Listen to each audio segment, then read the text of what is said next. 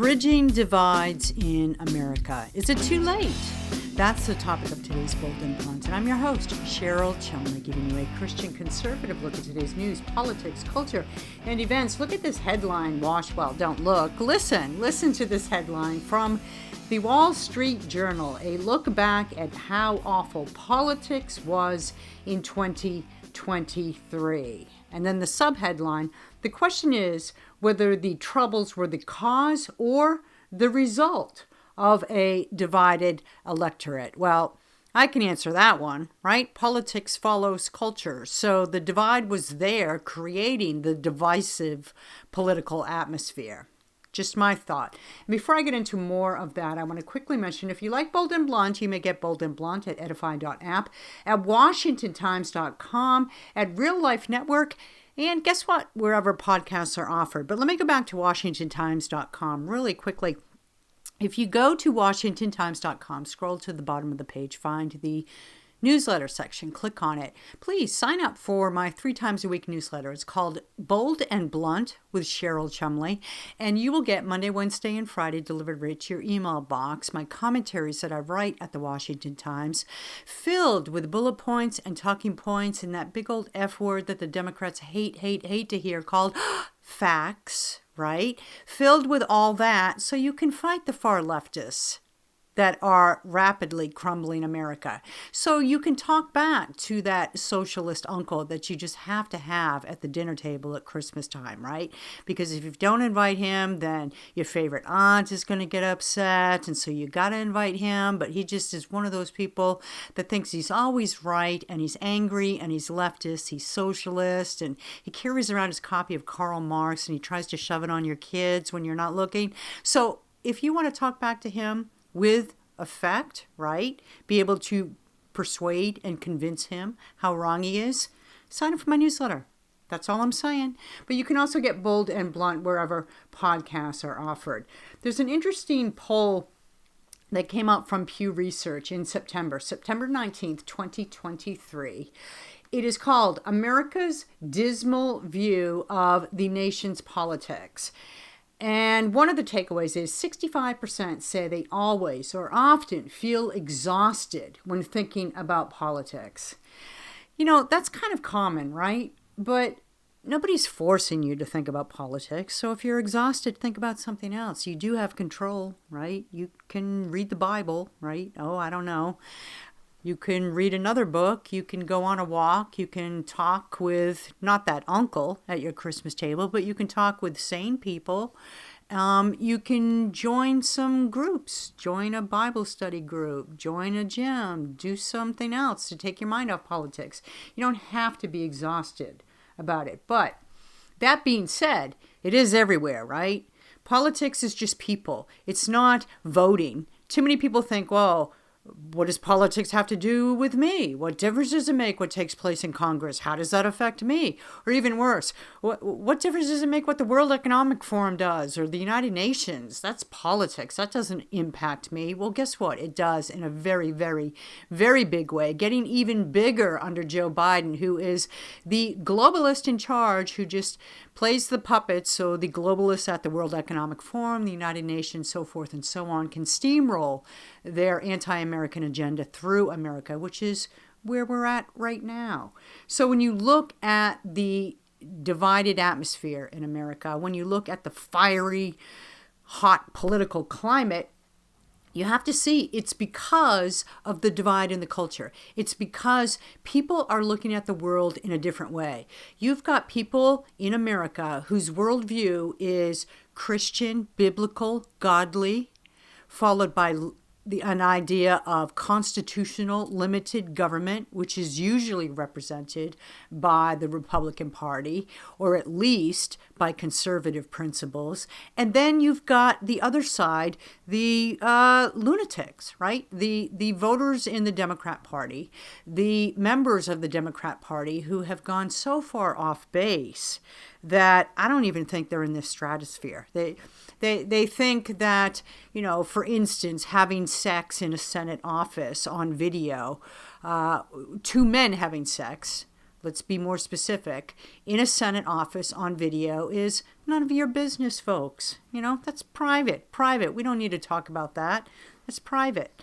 Or they think that the LGBTQ community is filled with normal people, and that, yeah, it's quite sane, it's quite logical to think that just because you're born a boy, that you have to stay a boy, right? That you can't be a girl or a they or a it or a dolphin if you want at whim. That's the Democrat Party nowadays. And so when you're looking at the divisiveness in America, it's worldviews. It's not just a matter of voting for this politician versus that politician. It's about people's moral compasses, right? Like I said, you've got half of America that follows godly Judeo-Christian principles, believes in the Constitution, believes in the rule of law, believes that government is there to serve and protect, not rule and dictate. And then you've got the other half of America, epitomized by the Democrat Party, who think that it's incumbent on government, it's the rightful role of government to provide from cradle to grave. And by providing, I mean redistributing from those who have to those who have not. And more than those who have not, those who outright refuse and will not, those who refuse to work, those who think, I'm born, I'm here, so now you provide for me. So it's very difficult to bridge these divides. And as Pew Research found, majorities say, I'm reading now, the political process is dominated by special interests, flooded with campaign cash, and mired in partisan warfare. Elected officials are widely viewed as self-serving and ineffective. Well, that's because they're controlled by larger forces. They're not controlled, as they should be rightly, by the people in America, the voters, to be more specific. Not the crybabies who sit there and rail at the TV and complain, but then don't vote because, what difference does my vote make? Or I'm too busy to vote. Or how about this one? Christians, I live in this world, but not of this world. So because of that, I will not vote. Well, when you don't vote, you don't get to have a vote on how the politicians are serving, right? You're not doing any good. You're not doing any favor for America for whatever your reason, sitting out the vote. But elected officials are widely viewed as self-serving and ineffective. That's because they are self-serving and ineffective. They're not serving the interests of their voters any longer. The voters of America who elect them to do the jobs and then who, let's remember, pay their salaries, right? So in this poll, let me read a little bit more. Notably, Americans' unhappiness with politics comes at a time of historically high levels of voter turnout in national elections. The elections of 2018, 2020, and 2022 were three of the highest turnout U.S. elections in their respective types in decades. Hey, kudos to us, right? Kudos to us for voting. But voting in elections is very different from being satisfied with the state of politics, Pew writes, and the public is deeply dissatisfied. I've been watching these types of polls for years, right? Decades now. And in the polls that are geared at capturing the spirit of America, the tone, the satisfaction levels of America, the common denominator through all these years of studies and polling has always shown this. The American people are always dissatisfied. By a bunch, by a batch, we're always dissatisfied. In this particular poll, just 4% of U.S. adults say the political system is working extremely or very well. Another 23% say it is working somewhat well, and about 6 in 10, or 63%, express not too much or no confidence at all in the future of the U.S. political system. That's sort of a broad terminology right there, the U.S. political system. So when you're expressing no confidence in that, what does that mean? That you think the Constitution should go? I don't know exactly what they mean by that, but the 4% of U.S. adults who say the political system is working extremely or very well, Honestly, that seems high. That seems a little bit high to me. Another finding, another takeaway. Positive views of many governmental and political institutions are at historic lows. Like I said, on polls of these types that look to gauge the feeling, the satisfaction levels of the American public throughout history, at least in the last couple decades, always show that we're dissatisfied. So the only differences in these polls is the level of dissatisfaction. And I find it interesting that here we are under Joe Biden. And once again, we're reaching historic levels, right? Look at all the history that Joe Biden is making. Open borders, allowing in millions of illegals, historical levels. Low economy, joblessness, people losing real income, and so forth. Historical levels. Americans giving up top military grade equipment and screwing over their allies and leaving behind soldiers and families and allowing fine patriotic members of our military to be killed during Afghanistan withdrawal. Historic levels. Joe Biden is historically successful at failing. Just keep that in mind as we read this. Positive views of many governmental and political institutions are at historic lows. History in the making. Just 16% of the public say, Pew writes, they trust the federal government always or most of the time. Look, that 16%, honestly, should be 0%. If you're one of those people out there who think the federal government is always or most of the time worthy of your trust, you're missing what it means to be an American, because in the DNA of America is distrust of government, right? It's built into our system. Accountability, transparency, checks and balances, a questioning attitude, all based on the core concept of American exceptionalism, which is individualism. Individual rights coming from a creator. Individualism. So with that individualism comes, by logical extension, the need to question a government narrative, a state narrative, a collective narrative, right? Because that's what government is. It's a collective, it's a state, it's a body. And an individual is in constant tension with a collective. It's just natural. So with American individualism, which is to say exceptionalism, must come an automatic skepticism of the government. So 16%, too high. That should be 0%. Well, trust has hovered near historic lows, Pew writes, for the better part of the last 20 years. Hey, isn't that what I was just saying? You watch these polls for years, for decades, and it's always pessimistic on the part of Americans. It's always distrust. It's always dissatisfaction. Today, it stands among the lowest levels dating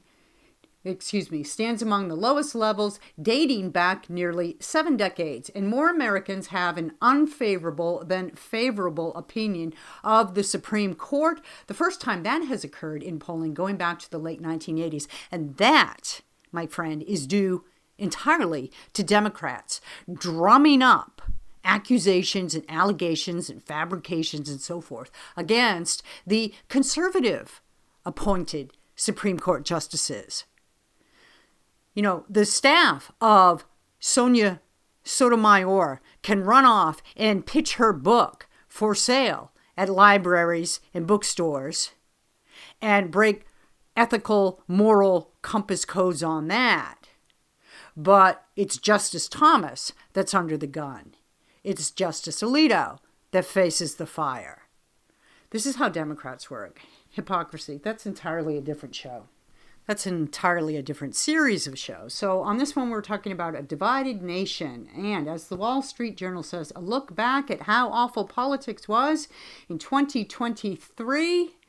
Asked to summarize the year 2023 in politics, Republican pollster Whit Ayers is blunt. 2023 was a terrible year for America's political system. That was the quote. Agree or disagree? Well, of course you have to agree with it. The question, though, going forward is there anything that can be done about the political divide in America. And I have a guest with me today who says, yes. Yes, indeed. His name is Sam Daley-Harris, and he is here on Bold and Blunt to discuss. Sam, thank you so much for being on Bold and Blunt. It is so great to have you here. It's great to be here. Your book, it comes out in January, Reclaiming Our Democracy, Every Citizen's Guide to Transformational Advocacy. And I know I stumbled on that word transformational, but you can clarify. What do you mean by that? What is transformational advocacy? Well, let me make the distinction. Most people know transactional advocacy. Sign the petition, transaction complete, done.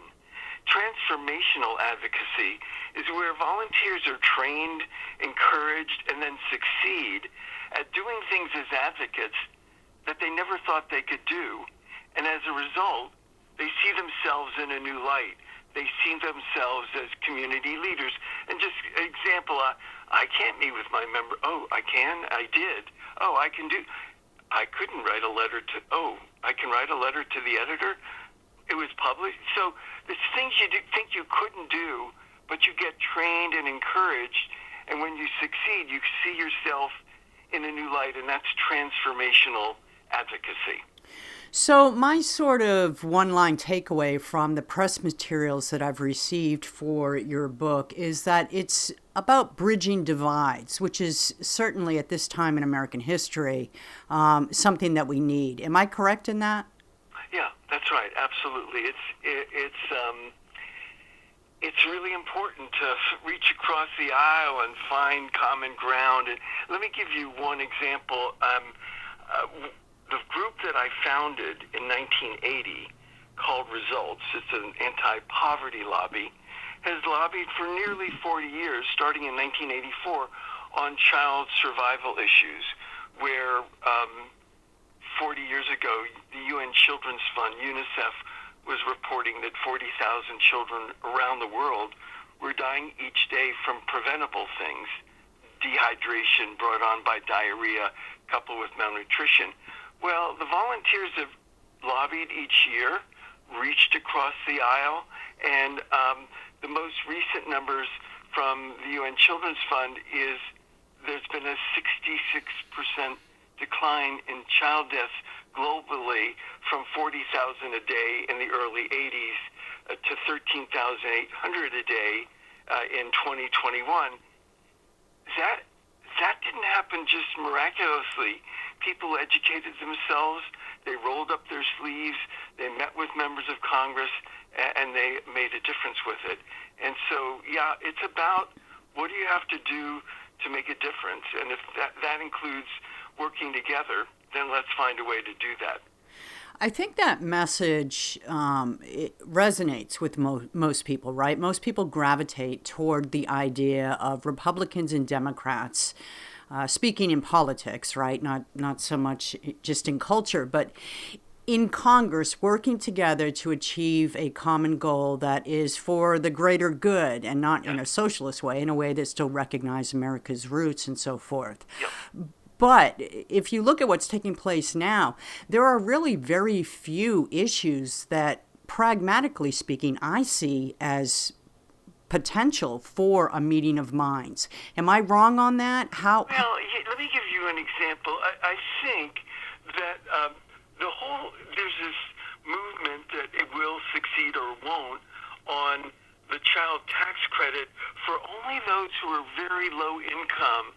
I mean, I remember when I was starting out in advocacy and my salary was really low and I was working hard, that kind of thing, where $300 a month extra to help pay for diapers or whatever would have made a big difference. I think there is behind the scenes a movement happening right now whereby not the child tax credit for everyone, but for those who are struggling and whose kids, just can use a little extra help in terms of food on the table and some basic things like that.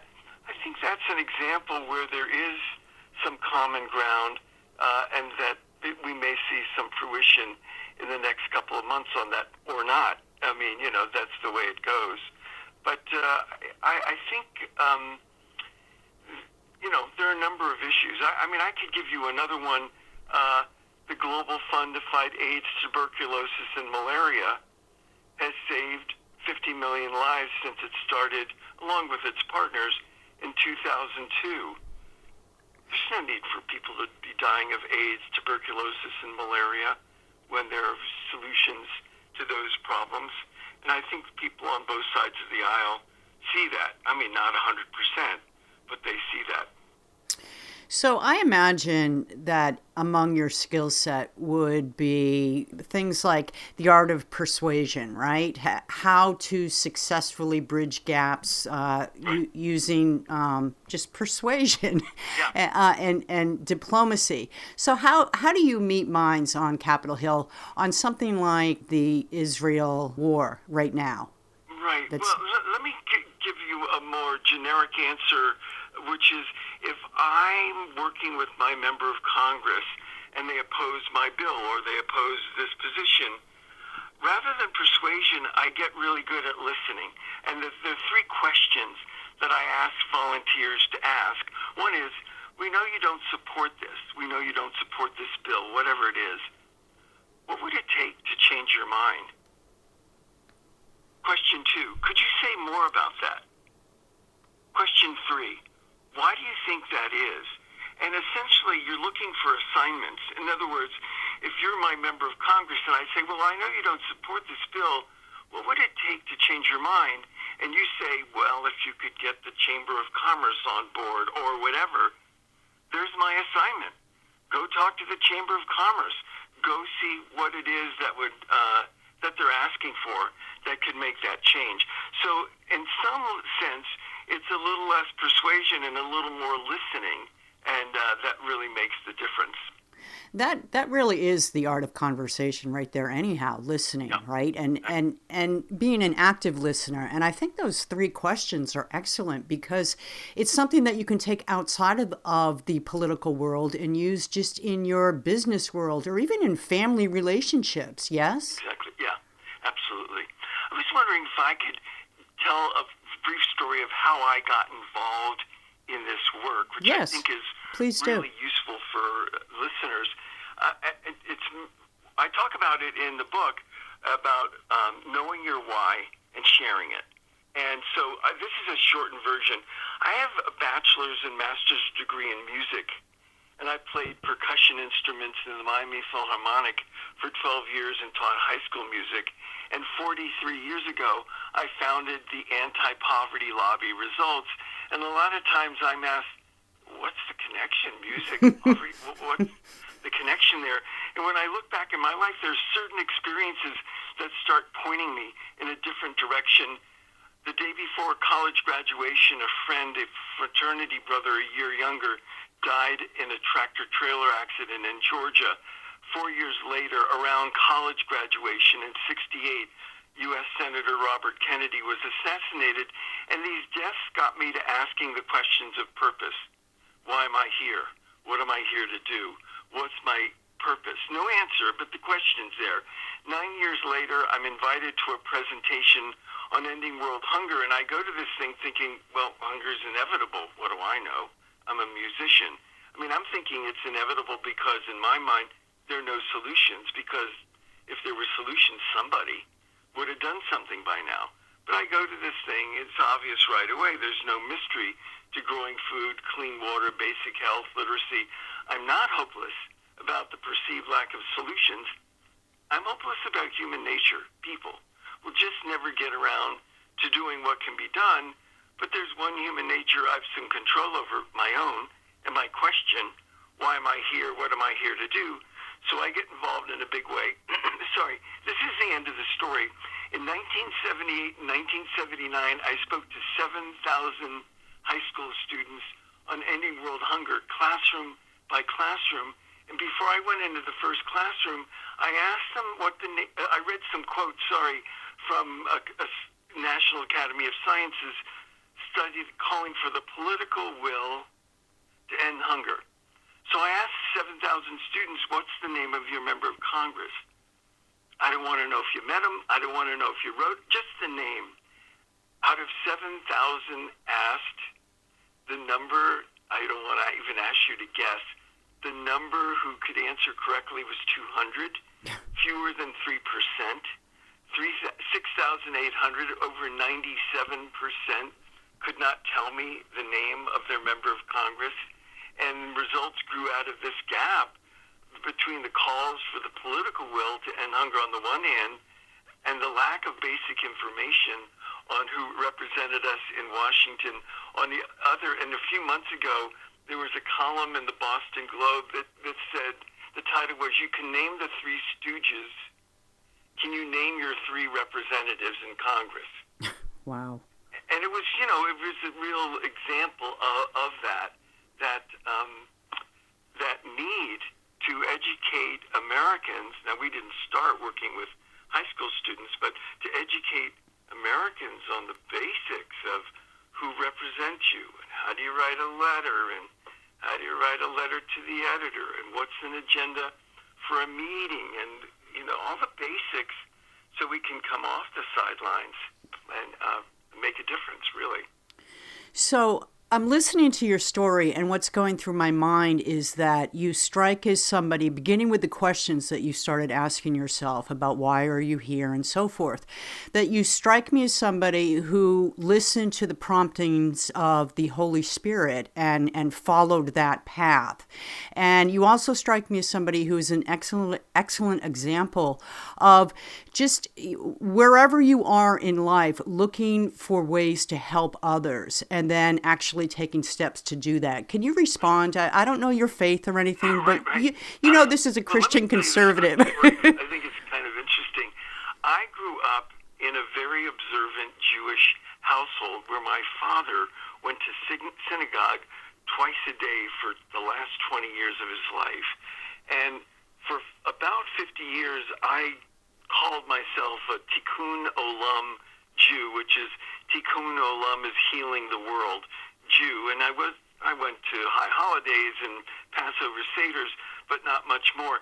My mom passed away in June of 2019, 18 days before her 101st birthday. And I started going back 3 mornings a week to say Mourner's Kaddish, which is an 11-month period that got you, in my case, into COVID. I never stopped. I go 3 mornings a week for the last, I don't know what that is, 4 years. Wednesday, Saturday, and Sunday are my synagogue. They call it minyan, where they look for 10 men or women to be the minimum to attend. So, something that's really had a profound impact on me is Micah 6:8. What does the Lord require of you? Only to do justice, love kindness, and walk humbly with your God. So it's you could say, in a way, it's even come back in my life since my mom's passing. Well, just listening to you these last few minutes, very inspiring, very inspirational story. And I just wonder, if we only have a couple minutes left, if you could sort of wrap up with, I don't know, some bullet points maybe for people listening who really want to take that first step and put into play some of your advisements. Right. Well, I mean, if you went to civiccourage.org, you could let me know what kind of group that you would like to be connected to. So that's one thing people could do. ReclaimingOurDemocracy.com would be where you could link to the book and how to order it. And I think there are a lot of how-tos in there. If I could just say one other thing, I talk to people in the book about 3 things to look for in an organization that's delivering transformational advocacy. Number 1, enrollment and community building. They bring new people in, they form them into chapters so they're not working alone, and they have a monthly all-of-organization webinar to build community, inspiring, hopefully. Number 2, training, that the organization trains you in how to be more effective. Number 3, moving out of your comfort zone. There's this great drawing in the book, there's a small circle in one corner called your comfort zone, and next to it is a much larger circle that's labeled where the magic happens. And, you really want to find an organization that doesn't push you out, but encourages you. No, you can do this. You can write that letter to the editor. We'll look at it if you want before you send it, but you can do this, and encourages you out of your... So it's number one, enrollment and community building. Number two, training for effectiveness. And number three, encouraging you out of your comfort zone or to make a big difference. I think the encouragement of moving out of your comfort zone is huge. I think that would generate quite a bit of action if more people took just that advice. Yes. Sam Daley-Harris, Reclaiming Our Democracy, Every Citizen's Guide to Transformational Advocacy. I know it's on Amazon, but give your website one more time, please. Well, reclaimingourdemocracy.com will get you to Amazon, Borders, and others. Excellent. Very easy. Thank you so much, Sam, for your story. Thank you for coming on Bold and Blunt. Thank you so much. Bridging divides. What a great idea for politically divided, culturally divided America right now. Thank you for listening. I want to remind you, if you like Bold and Blunt, you may get Bold and Blunt at edify.app, at washingtontimes.com, where you may also subscribe to my 3 times a week newsletter. You can get Bold and Blunt also at Real Life Network, and guess what, wherever podcasts are offered. Tune in next time. In the meanwhile, don't forget, stay blunt, stay bold.